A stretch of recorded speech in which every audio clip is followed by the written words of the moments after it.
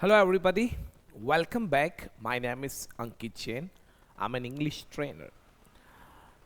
YouTube पे ये मेरा 57 नंबर का वीडियोस है यानी 57 नंबर की क्लासेस है। अभी तक हमने बहुत सारे ऐसे टॉपिक है जो कवर किए हैं इसी सीरीज में। आज एक और टॉपिक हम लोग इस क्लास में सीखने वाले हैं जो वीडियो नंबर 56 का पार्ट है। Because you know what happens when somebody learns English language? Many times what happens if a person does not have a rhythm, if a person does not have a way of learning, a person gets confused. Because when somebody doesn't have a good way of learning, if somebody doesn't know all the methods of English language, then there are chances to get stuck while speaking. Here, your vocabulary also plays a very big role. So you also need to improve your vocabulary day by day if you want to become a very nice and very fluent speaker. Every day you have to learn something new till you become a good speaker. Okay. So the practice is only one thing which can get you fluency. तो आज की जो class है वो class number 56 का part 2 है। यानी class number 56 में मैंने आपको सिखाया था कि जब लाइफ में कोई काम करना हमारी कंपल्सन है और अगर हमें कोई काम करना पड़ता है इंग्लिश लैंग्वेज में ऐसा बोलना है तो मैंने सिखाया था कि इंग्लिश में एक मेथड होता है उसका नाम है हैव टू। और इंग्लिश में अगर ये बात आपको अपने खुद के लिए बोलना है तो हम ऐसा बोलते हैं आई हैव टू एक्शन। ये मैंने वीडियो नंबर 56 में पढ़ा दिया है इसलिए डायरेक्टली लिख रहा हूँ, यानी ये उसका सेकेंड पार्ट है। अगर आपने पहले वो नहीं देखा है तो आप उसे देखिएगा। अगर आप चैनल पे नए हैं तो चैनल को सब्सक्राइब ज़रूर करें ताकि आने वाले वीडियो के बारे में आपको इन्फॉर्मेशन मिल सके। और अगर आप पहली बार वीडियो देख रहे हैं तो मेरी आपसे रिक्वेस्ट है कि आप स्टार्टिंग से देखिए, वीडियो नंबर 1, 2, 3 से शुरुआत करें ताकि मज़ा आए आप लोगों को सीखने में। तो इंग्लिश लैंग्वेज में एक मेथड है हैव टू जो क्या शो करता है, तो ये शो करता है कंपल्सन यानी मजबूरी।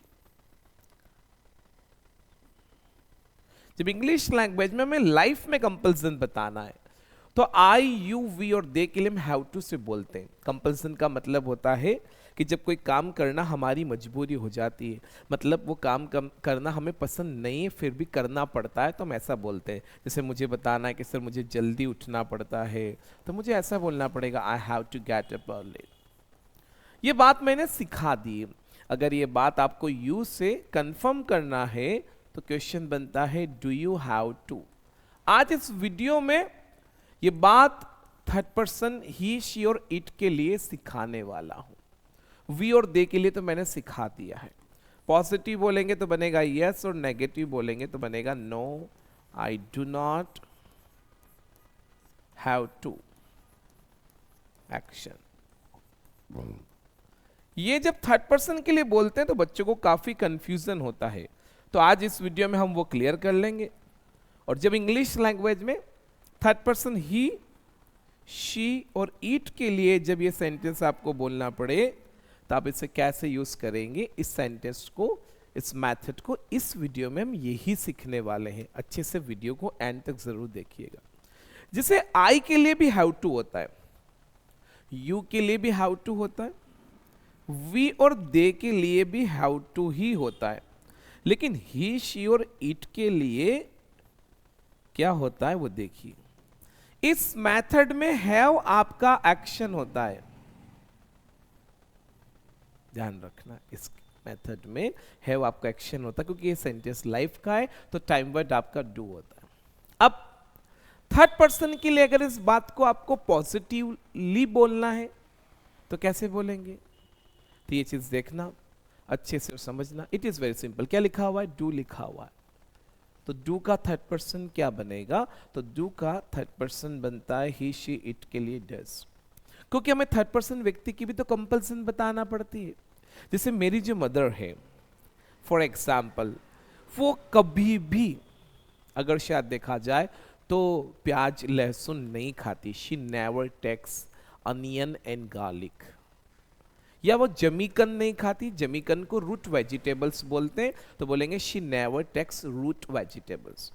लेकिन मान लो कि मैं खाता हूं, इफ आई टेक, तो फिर कहीं ना कहीं उसको मेरे लिए बनाना पड़ती है, उसको मेरे लिए अनियन की सब्जी बनाना पड़ती है, उसको मेरे लिए गार्लिक की सब्जी या फॉर एग्जाम्पल जमीकन चीजें जो है वो बनाना पड़ता है। मम्मी नहीं खाती लेकिन मुझे बनाना पड़ता है। सपोज फॉर एग्जाम्पल अगर शायद घर में बच्चे हैं और बच्चे अगर स्कूल जाते हैं, तो कितनी बार ऐसा होता है कि एक मदर को सुबह 4:30, 5, 5:30 बजे उठना पड़ता है।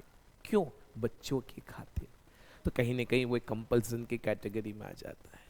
अगर थर्ड पर्सन व्यक्ति के बारे में ऐसा बोला जा रहा है कि सर उसको ऐसा करना पड़ता है, जैसे किसी का ब्रदर किसी एग्जाम्स की तैयारी कर रहा है, तो कोई ऐसा बता रहा है सर मेरे ब्रदर को है ना 5 से 10 घंटे रोज पढ़ना पड़ता है। कोई व्यक्ति बोल रहा है फॉर एग्जाम्पल कि सर मेरी सिस्टर को है ना 8 से 10 घंटे रोज बैंक में काम करना पड़ता है।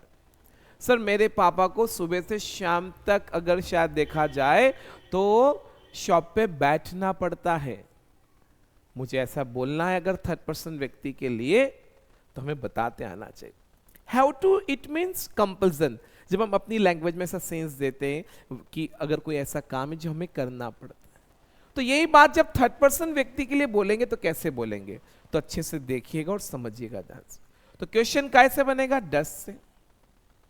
अब मैंने अपने पूरे कोर्स में और पूरी क्लास में थर्ड पर्सन में 3 लोगों को ही रखा है, ही, शी और इट को ही रखा है। ऐसा क्यों है? तो एक वीडियो बना रखा मैंने वी और दे के ऊपर, अगर आप वो देखेंगे तो पूरा मैटर क्लियर हो जाएगा। तो अच्छे से देखिए, समझिएगा। तो डज आपका टाइम वर्ड होगा, डू का थर्ड पर्सन डज। पर्सन कौन है? तो ही, शी, इट। क्या लिखा हुआ है? तो हैव टू लिखा हुआ है, तो यहां पे भी हैव टू ही आएगा और पीछे ओनली एक्शन ही आएगा। किसी के दिमाग में ये तो नहीं आ रहा है कि सर आपने यहाँ हैज टू क्यों नहीं लिखा? बिल्कुल नहीं आ सकता है, क्योंकि एक्शन है। तो एक्शन जब डज लिखते हैं तो एक्शन ही आता है, यानी एक्शन का फर्स्ट फॉर्म ही आता है, ध्यान रखना। ओके, तो नहीं आ सकता। हैव के ऊपर ही सीरीज चल रही, पिछले 4-5 वीडियो हैव के ऊपर है। आपका हैव का लाइफ, पास्ट, फ्यूचर अच्छी तरीके से क्लियर हो जाएगा। पिछले सारे वीडियो अगर आप देखेंगे, शायद वीडियो नंबर 50 या 51 से लगाकर जो भी वीडियो, तो ऐसा बनेगा does he have to action. यानी क्या मतलब हुआ? अगर किसी थर्ड पर्सन व्यक्ति के बारे में ऐसा पूछ रहे कि उस व्यक्ति को ये काम करना पड़ता है क्या। जैसे सपोज फॉर एग्जाम्पल अगर शायद मैंने किसी को बताया कि मेरे जो पापा है वो सर है ना सर बैंक में जॉब करते हैं, तो आपने पूछा क्या सर आपके पापा को ऑफिस टाइम के बाद भी बैंक में रुकना पड़ता है क्या? तो क्वेश्चन ऐसे पूछेंगे कि does your father have to stay at the office after the office time, यानी ऑफिस टाइम के बाद। आपने बोला फॉर एग्जाम्पल कोई व्यक्ति बता रहा है उसके पापा भी प्राइवेट बैंक में, मेरे पापा भी प्राइवेट बैंक में। उसने बोला सर मेरे पापा को तो संडे को भी कभी कभी बैंक जाना पड़ता है। तो उसने पूछा क्या सर आपके पापा को भी जाना पड़ता है? Does your father have to go to bank on Sunday? तो ऐसे क्वेश्चन बनेंगे। फॉर एग्जाम्पल मैंने बोला कि मेरी जो मदर है she never eats garlic and onion, but I take onion and garlic. तो आपने बोला क्या सर फिर आपकी मदर को आपके लिए अनियन की सब्जी बनाना पड़ती है? तो does your mother have to make onions vegetable for you? तो ऐसे क्वेश्चन बनेंगे। किसी ने बोला फॉर एग्जाम्पल कि सर मेरी जो सिस्टर है वो बीएड कर रही है, my sister is pursuing BEd. तो आपने बोला क्या सर आपकी सिस्टर को प्रोजेक्ट्स बनाना पड़ते हैं बीएड में? Does your sister have to make projects in BEd? तो इंग्लिश लैंग्वेज में इस तरह से ये मेथड यूज होगा। पॉजिटिव सेंटेंस बनाते हैं, देखिए यस आएगा, ऊपर ही लिखा हुआ है, शी लिखा और इट लिखा हुआ है, तीनों यूज करेंगे। अब देखो समझो, ये मेन एक्शन है, फर्स्ट एक्शन, ये सेकेंड एक्शन है। तो मेन एक्शन फर्स्ट एक्शन होता है। क्या लिखा हुआ है? डस। तो डस का जब जवाब देते तो एक्शन में एस या ईएस लगाया जाता है। ये क्लास में 50 बार बता चुका हूं फॉर एग्जाम्पल। तो एक्शन हैव है, तो एस ये एस हैव में ही लगेगा। तो हैव में एस एस लगाओगे तो हैव ऐसा बन जाएगा हैव्स। तो ये बनेगा एक्चुअल में हैव्स टू। पहले तो ऐसे बनेगा ये हैव्स टू,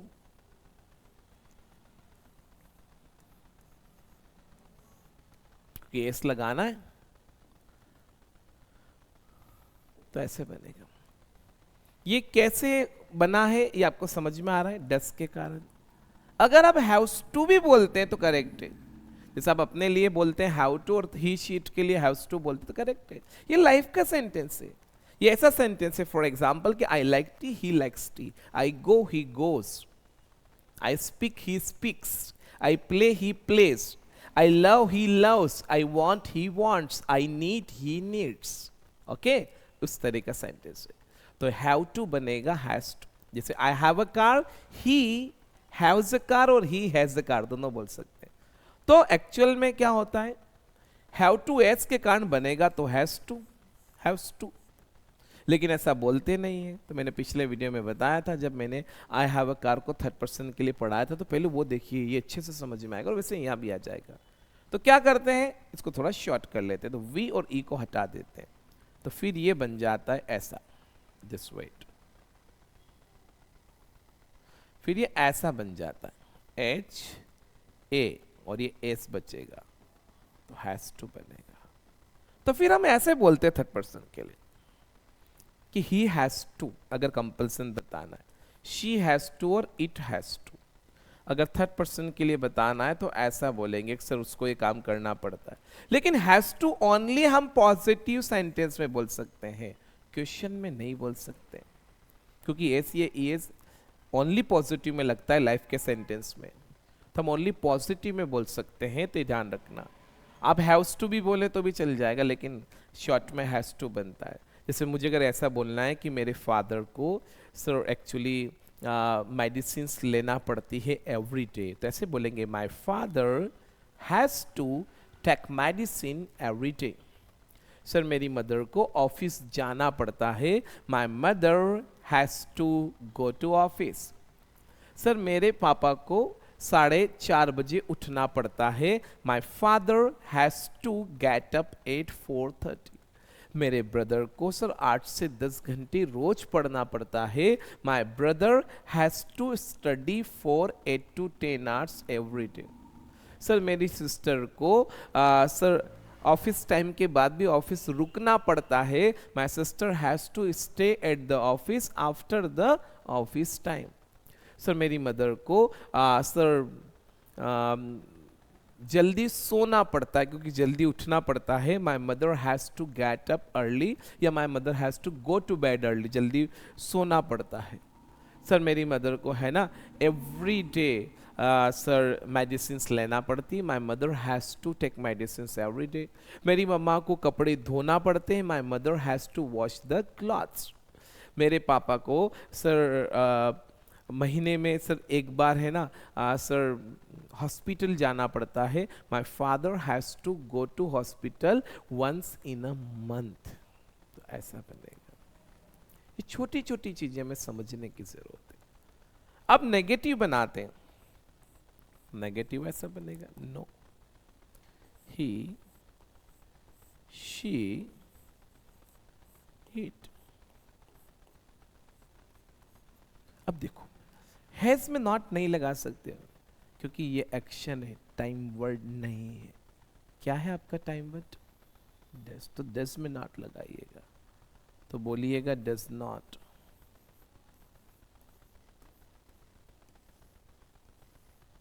जब डज में नॉट लगाते तो फिर एक्शन में से एस या ईएस हटाना पड़ता है। तो आपने एस लगाया था तो वो एस हटाओगे तो वापस ये हैव बच जाएगा, यानी वापस ये हैव बन जाएगा, तो हैव टू बनेगा।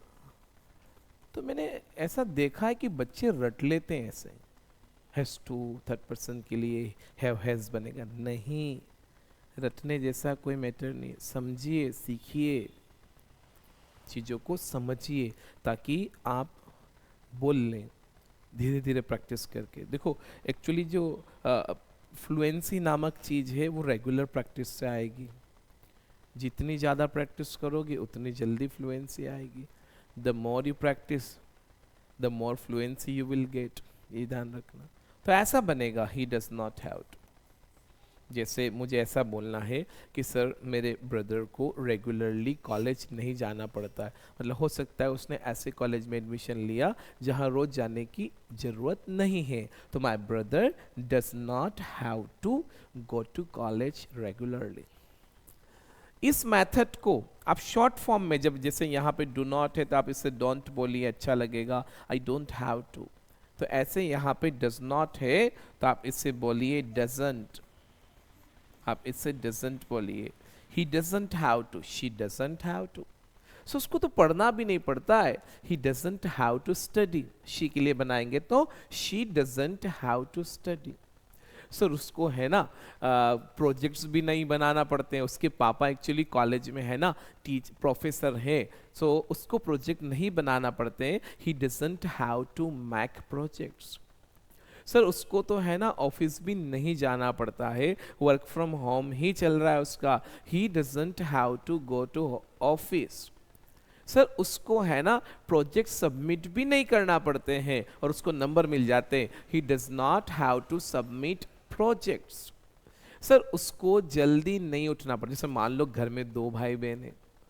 अब एक ऐसा है जिसके ऊपर फॉर एग्जाम्पल या तो कोई ज़्यादा जिम्मेदारी नहीं है और एक ऐसा है जिसके ऊपर ज़्यादा जिम्मेदारी है. या हो सकता है फॉर एग्जाम्पल एक ऐसा है जो थोड़ा लाड़ प्यार में या सबकी सबके लिए फॉर एग्जाम्पल दुलारा है, प्यारा है. फॉर एग्जाम्पल उसको इंग्लिश में कैसे बोलेंगे? जैसे बोलते हैं ना कि सर वो मेरी आंखों का तारा है, वो दुलारा है. फॉर एग्जाम्पल उसको इंग्लिश में बोलते हैं एप्पल ऑफ आई. जैसे मुझे अगर ऐसा बोलना है कि मैं अपने पापा के फॉर एग्जाम्पल सर दुलारा हूँ, लाड़का हूँ, प्यारा हूँ, आंखों का तारा हूँ, तो ऐसा बोलेंगे I am an apple of my father's eyes. मतलब मैं अपने पापा का लाड़का हूँ, प्यारा हूँ, दुलारा हूँ. फॉर एग्जाम्पल आंखों का तारा हूँ. किसी को बोलना है सर मैं अपनी दादी के फॉर एग्जाम्पल आंखों का दुलारा हूँ, मतलब बहुत ही प्यारा. फॉर एग्जाम्पल तो I am an apple of my grandmother's eyes. ऐसे बोलते हैं, ऐसे यूज किया जाता है. फॉर एग्जाम्पल अब ये सेंटेंस बोलना पड़ेगा हमें जब भी इस तरह की बात करेंगे कि सर उसको तो नहीं जाना पड़ता. He doesn't have to go to college regularly. उसको जल्दी नहीं उठना पड़ता. He doesn't have to get up early because he is apple of everybody's eyes. वो सबकी आंखों का दुलारा है, वो सबका प्यारा बच्चा है. फॉर एग्जाम्पल तो ऐसे बोलते हैं एप्पल ऑफ आइज. क्या बोलते हैं? ये एक इडियम है, एप्पल ऑफ आइज. किसी की आंखों का दुलारा होना, प्यारा होना. For example he is apple of everybody's eyes, मतलब वो हर व्यक्ति का दुलारा है, मतलब बहुत प्यारा. फॉर एग्जाम्पल उसको सब एवरीबडी लव्स हिम. तो ऐसे में जरूरत पड़ने पे यहाँ पे आप लोग क्वेश्चन वर्ड के साथ भी क्वेश्चन बनाइए. प्रैक्टिस करोगे तो सेंटेंस बनेगा. जैसे मुझे ऐसा क्वेश्चन बनाना है कि सर आपके पापा को कितनी बजे उठना पड़ता है. तो ऐसे बोलेंगे what time does your father have to get up. ऐसे बोलना पड़ेगा कि what time does your father have to get up. कि सर आपके पापा को कितनी बजे उठना पड़ता है. तो या तो जवाब में बोलेंगे माय फादर. अब देखो डस के कारण हैव टू क्या बनेगा? Has to. तो my father has to get up. At करके टाइम लगा देंगे. जैसे आपने बोला सर आपके ब्रदर को कितनी देर तक पढ़ाई करना पड़ती है. तो कितनी देर मतलब how long. How long does your brother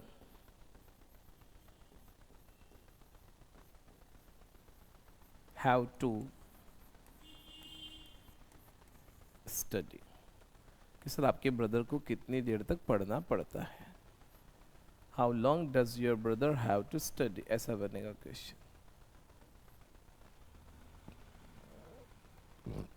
जवाब आएगा he has to study, he has to study for, जो भी अमाउंट ऑफ टाइम ये लगाइए। सर आपके पापा को कितनी बजे ऑफिस जाना पड़ता है। What time does your father have to go to office, तो जवाब बनेगा he has to go to office at time, बनेगा। सर आपको सर आपको महीने में कितनी बार डॉक्टर को दिखाना पड़ता है। How often do you have to see a doctor in a month. Sir आपके अंकल को महीने में कितनी बार डॉक्टर को दिखाना पड़ता है। How often does your uncle have to see a doctor in a month, तो ऐसा बनेगा। सर उसे एक दिन में कितनी बार मेडिसिन लेना पड़ती है। How often does he have to take medicine in a day. मैंने बोला सर उसको एक दिन में 5 बार दवाई लेना पड़ती है। He has to take medicine 5 times in a day. ये ओनली मैंने लाइफ में बताया है। इस बात को कहाँ भी बोलते आना चाहिए, पास्ट में, कहाँ भी आना चाहिए फ्यूचर। या आने वाले वीडियो में मैं आप लोगों को बताऊंगा कि इसको पास्ट में और फ्यूचर में कैसे बोले। बट आज आप प्रैक्टिस करें इसके साथ। I have to go, he has to go, ऐसे बोले एक साथ। I have to go, he has to go. मुझे जाना पड़ता है, उसको जाना पड़ता है। I have to go. हमें जाना पड़ता है, we have to go. She को जाना पड़ता है, शी हैज टू गो। मुझे सर जल्दी नहीं उठना पड़ता है। I do not have to get up early. उसको जल्दी नहीं उठना पड़ता है। He does not have to get up early. मुझे खाना बनाना पड़ता है। I have to make food. उसको खाना बनाना पड़ता है। She has to make food.